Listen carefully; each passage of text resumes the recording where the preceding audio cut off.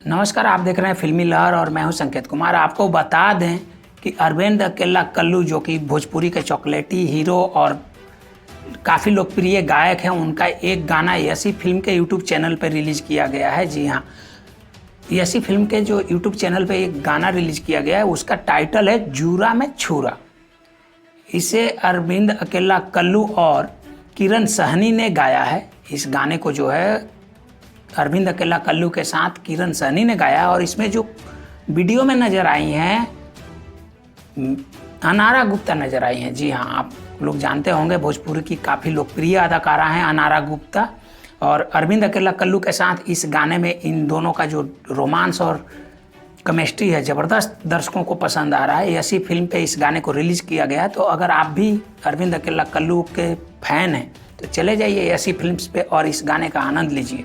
बहुत ही प्यारा गाना है, तो जाके अपना प्यार दुलार गाने पे बरसाइए।